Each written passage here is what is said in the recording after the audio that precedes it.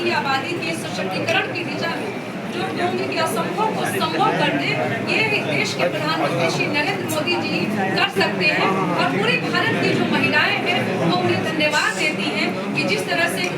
33% आरक्षण की बात लोकसभा और विधानसभा में आप देने जा रहे हैं महिलाओं को जन भागीदारी में, भारत की महिलाओं को राजनीति में भागीदारी कर उन्हें सशक्त बनाने की दिशा में ये काम मुझे लगता है कि ये सिर्फ और सिर्फ एनडीए माननीय प्रधानमंत्री जी की कर कमलों से ही हो सकता था। हालांकि बाबा साहब अम्बेडकर ने भी हिंदू कोड बिल के तहत हमेशा महिलाओं की आधी आबादी को हमेशा कहा है कि जब तक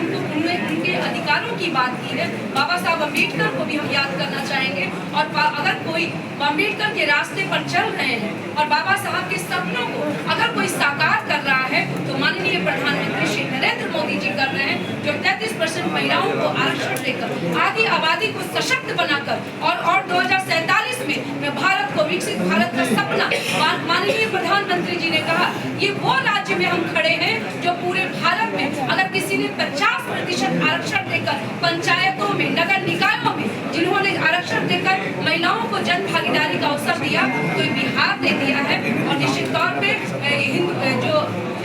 33% आरक्षण मिलने जा रहा है महिलाओं को, महिलाएं जब बड़े बड़े कानून में उनकी भागीदारी होगी, उनकी सहभागिता होगी, उनके व्यूज आएंगे तो कहूँगी महिलाएं अब जो होगा 2047 में विकसित भारत आधी आबादी जब सब पक्ष में खड़ी होगी, जब लॉ बनेंगे वहाँ महिलाओं की भी अपनी भागीदारी और उनके बात होंगे तो निश्चित तौर पे जो आधी आबादी है पूरी भारत की महिलाएं नारी शक्ति बंधन अधिनियम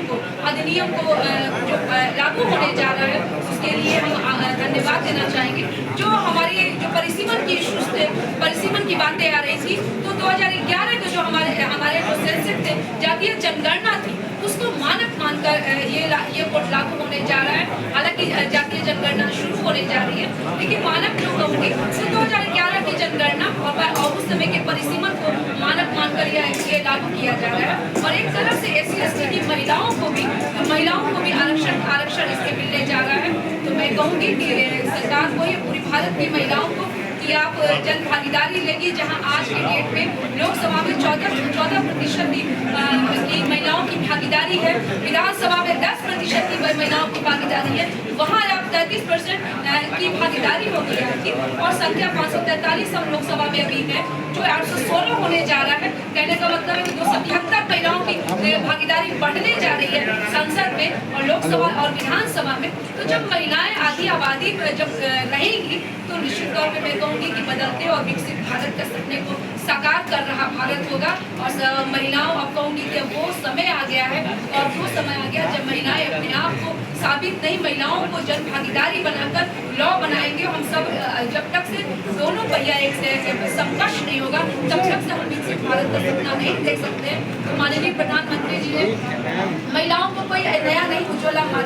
योजना हो, जनधन योजना हो, महिलाओं का सम्मान हो, बच्चों के लिए लखपति दीदियां बनाना हो, नारी सशक्तिकरण की दिशा में अप्रतिम काम किया। 170 की बात करें तो देश को लिए अगर किसी ने काम किया तो माननीय प्रधानमंत्री श्री नरेंद्र मोदी जी ने जो साहसिक काम किया है, साहसिक काम भी एक मील का पत्थर साबित होने जा रहा है नारी शक्ति बंधन अधिनियम। हम बहुत बहुत धन्यवाद देना चाहेंगे। माननीय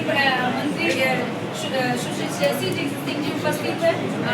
सभी हमारी महिलागण उपस्थित है और आधी आबादी इसी तरह से जो हम बैठे हैं और मीडिया कर्मी आप यहाँ गंभीरता से इस बातों को उस पर हम बात कर रहे हैं आपसे, तो आप लोगों को भी धन्यवाद दूंगी। माननीय प्रधानमंत्री जी के साथ साथ उन सोच को भी धन्यवाद देना चाहेंगे। ये बहुत दिनों से ये चीजें आ रही थी, जो विपक्ष है इस बिल को पास, उनकी मंशा बहुत ही कहूँगी कि बात आ रही थी कि माननीय मैडम सोनिया जी ने संसद में कहा था कि कब तक 2 महीने, 6 महीने, 10 महीने कब ये पास होगा। अब मुझे ऐसा लगता है कि विपक्ष को भी खुले हाथ से इस बिल को स्वागत करेंगे और समर्थन करेंगे और किसी भी तरह से नहीं, इसमें हर समाज को ध्यान रखा गया है, दलितों का भी सम्मान रखा गया है और संविधानिक तरह से ये बिल पास हो रहा है। बहुत बहुत हम लोगों के लिए ऐतिहासिक क्षण, भारत की महिलाओं के लिए यादगार पल, भारत की महिलाओं को सशक्त करने में माननीय प्रधानमंत्री जी के मजबूत पहल। बहुत बहुत धन्यवाद देना चाहूँगी माननीय।